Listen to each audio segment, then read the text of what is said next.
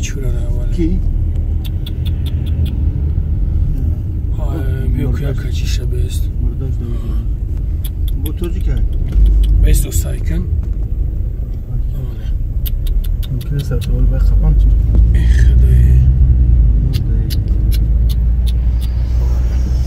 السلام علیکم برادرای عزیز، امیدوارم که خوب هستین، سوق سلامت هستین.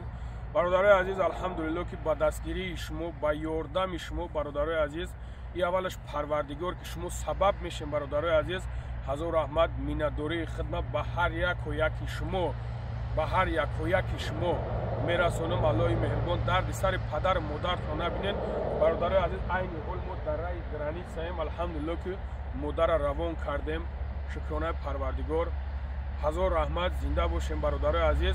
برادرای عزیز محترم تاکسیستو از شما خواهش میکنم همچون برادری که الله شاهده جگر میسوزه امروز اومدم یک تلگه در می راه زاگه اینا که وجود همه برادرها با همه دیدن در همونجا یک تلگه توپ در همونجا زاگه نفهمیدیمش دیگه کی بوده که با فیلم که نه الحمدلله که توجیک یگم برادر ازبک یا نبودن دیگه کسا بودن.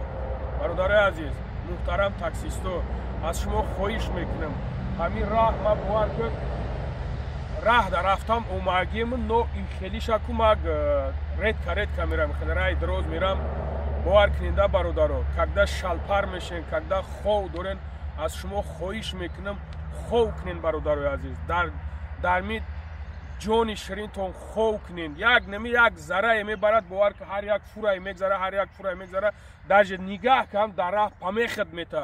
برادرای عزیز احتیاط کنین با میگن یعنی که میگن احتیاط نیمی حیات، احتیاط کنی با خوبتر میشه و بهتر میشه.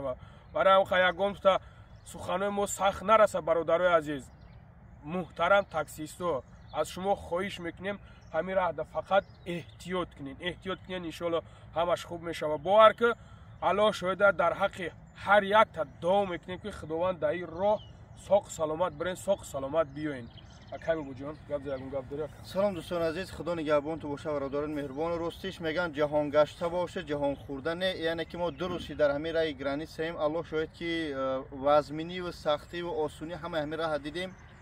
یعنی که برادرایی که تاکسی میزنن میبرن گرانی سمیان خیلی کار خطرناکه. همون که 8000 شما میته برادرها برای بردن کو من برادرایی که مقصد میرون گرانی س پریسکات میکنن میان همه در نظر 8000 میته به خدا قسم حلال شو باش ای شیر مادر شو باز هم حلال شو باش. یعنی که همون 8000 شما میته و بنزین میریزه پیلوس این برادرها در راه میخرن میرون میان پیلوس ایسر همه 1700 1800 شخصی که این مثلا میگه ای جبو میگیره و یا را میبره و یا شما را برده و آورده نمیتونن برای که باید خو کنی شما. یعنی هم شفیرها خو کنن.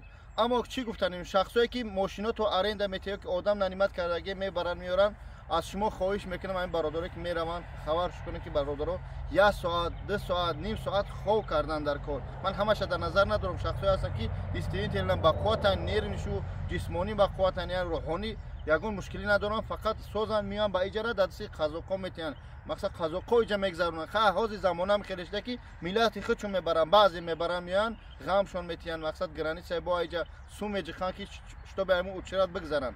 در این حالت گفتم دوستان مهربان که از هر یک قدم شما خواهش میکنم شخصایی که شما را میبرن میان دویارم دوید کردن در خانه است اگه خو نکنه اگه نره نبیه خداوند همه ما را برای راست هدایت کنه. دوستان گذشتگی رحمت و مغفرت کنه. رحمت برای دستگیری تو که مادر را دستگیری کردی الحمدلله برادر را دستگیری کردی چقدر سوم جمع شد. پروردگار همه ما را برای راست هدایت کنه.